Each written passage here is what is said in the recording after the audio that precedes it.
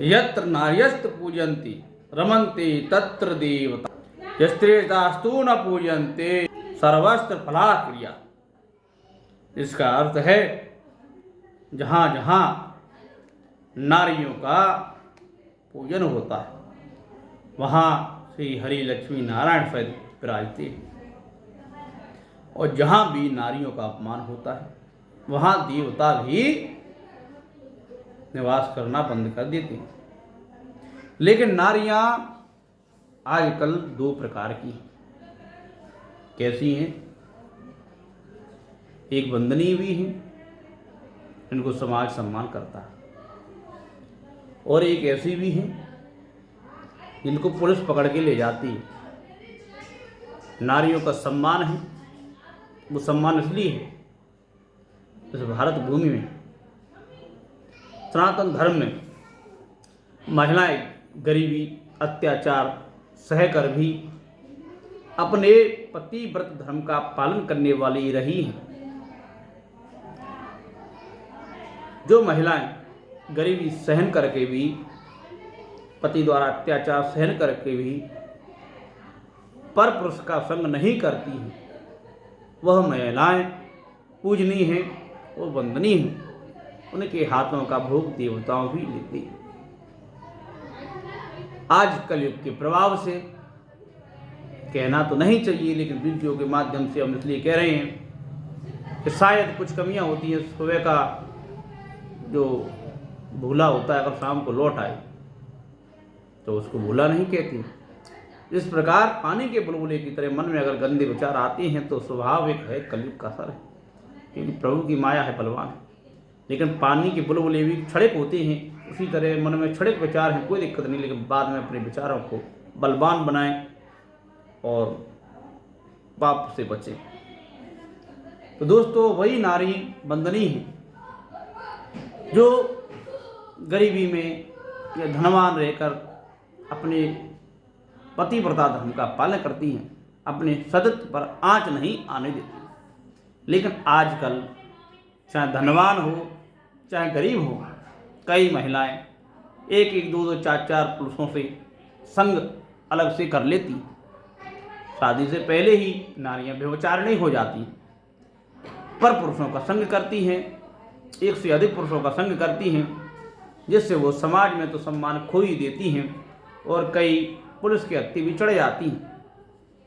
ऐसी नरियां, ऐसी महिलाएं बिल्कुल भी पूजनीय नहीं हैं। यह श्लोक इन महिलाओं के लिए नहीं है जो सदा ही गलत आचरण में लगी रहती हैं, वेश्यावृत्ति में लगी रहती हैं, लोगों को ठगती हैं, जेब काटती हैं, लोगों की वासनाओं में घी डालने का काम करती हैं। ऐसी महिलाएं बिल्कुल भी आरती उतार के सम्मान करने के लायक नहीं हैं।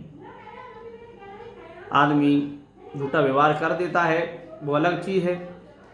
केवल सम्मान के लायक वही महिलाएं हैं जो ईमानदारी से गरीबी में या अमीरी में अपना पसीना बहाकर काम कर रही हैं, या फैक्ट्री में या सरकारी नौकरी में या टीचर में या इंजीनियर में या कहीं भी गृहस्थी में अपने बच्चों को पाल रही हैं, और पति जैसा भी उनका भरण पोषण कर रहा है वह उसी से अपना गुजारा कर रही हैं। जिन स्त्रियों के अगर पति भी ना हो वो जगतपति महादेव नारायण के भरोसे रहें, लेकिन इसका मतलब ये नहीं है कि वे 10-10 पुरुषों का संग करने लगें। एक से अधिक पुरुषों का संग करना सनातन धर्म नहीं सिखलाता है। सनातन धर्म इस पृथ्वी का सबसे महान धर्म है। इस धर्म में नारियों का सम्मान होता है। महादेव बाबा भी केवल एक ही पत्नी व्रता है। महादेव बाबा ने जन्म जन्म तक केवल पार्वती जी का ही अपनी पत्नी के रूप में स्वीकारा है। पार्वती जी ने भी केवल महादेव जी को ही स्वीकारा है, और घोर तपस्या करके महादेव बाबा को अपने तपस्या के बल पर अगले जन्म में जब हिमवान जी की पुत्री मैना जी की पुत्री के रूप में जब पार्वती मैया जब अपर्णा जब आई, तब उन्होंने घोर तपस्या करके महादेव बाबा को प्रसन्न किया था। कई वर्षों तक महादेव बाबा को तप बल से प्रसन्न किया था, और उस समय सप्त ऋषियों ने भी पार्वती मैया की तपस्या को भंग करने के लिए, उनकी परीक्षा लेने के लिए आए थे। तो उन्होंने पार्वती मैया से कही, हे देवी, आप ये धूर लपेटे हुए, बहुत लपेटे हुए उस महादेव को ही क्यों पाना चाहती हो? आप तो मखमल के गद्दों में सोने वाली हो, और कहाँ वो धूल मिट्टी पर्वतों पर लेटने वाला भोले बाबा, आप उनसे शादी क्यों करना चाहती हो? आप तो इंद्र एवं श्री हरि नारायण सहित के लायक हो, आप बहुत सुंदर हो, और आप तो राजा जी की पुत्री हो, कहाँ मखमल में के गद्दों में सोने वाले, कहाँ आप जंगल में वो भभूति लपेटने वाले भोले बाबा से शादी करोगे?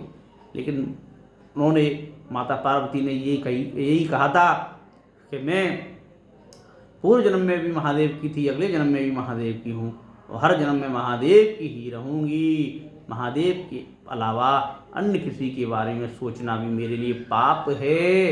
ये माता आज तक वंदनीय हैं, उनको उमा महेशाभ्याम नमः कहते हैं, जगत माता हैं, महिलाओं के लिए वंदनीय हैं। उनके चरित्र का स्मरण करो, और जो भी महिलाएं गलत आचरण में हैं वो लौट आएँ, अपनी ईमानदारी से जीवन व्यापन कर सकें, क्योंकि महिलाएं तो शुम्भ शुंभ को मारने वाली हैं, महिषासुर को मारने वाली हैं, मधुकैटव को मारने वाली हैं, तो अपने मन की काम वासना को भी आप मार सकती हैं।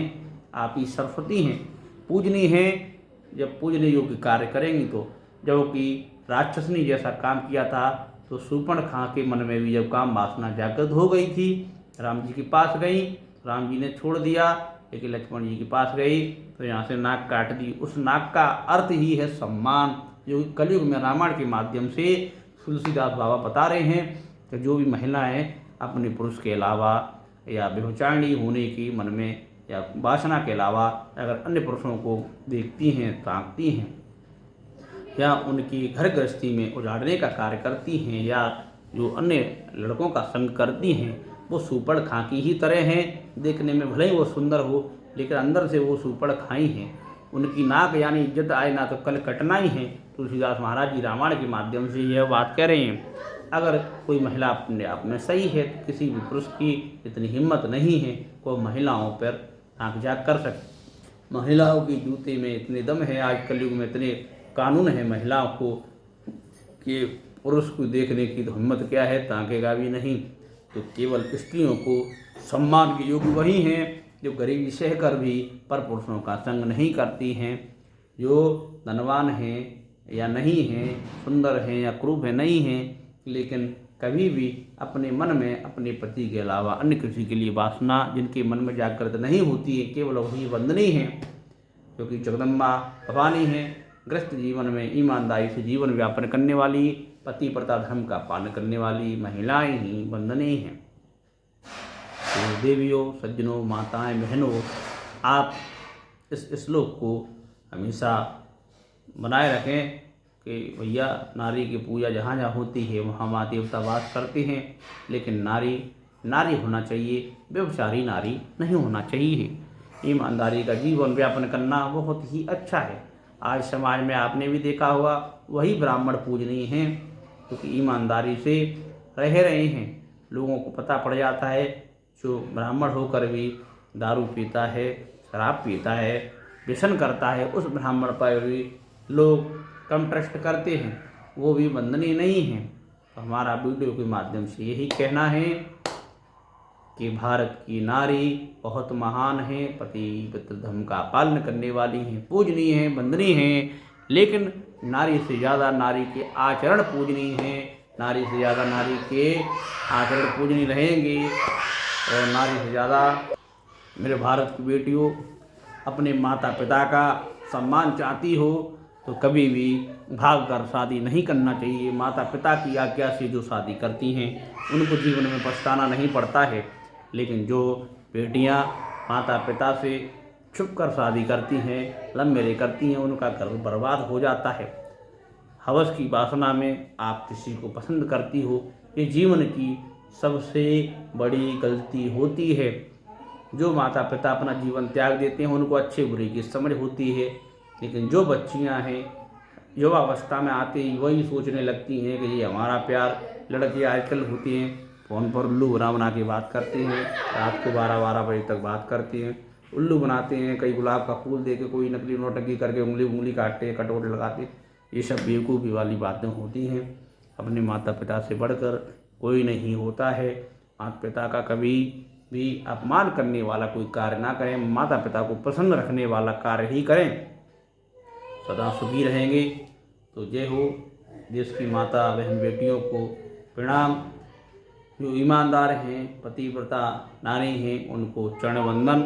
जो व्यभिचारी हैं, बुरे आचरण करती हैं, उनको भी जय श्री राम। अपने मन में भक्ति जगाएं, भक्ति के साथ में अपना दैनिक कार्य करें। जैसे कि जो भी काम है सिलाई मशीन का, पूजा का, पाठ का, उससे अपना परिवार चलाएं। जय श्री राम, जय जय श्री राम।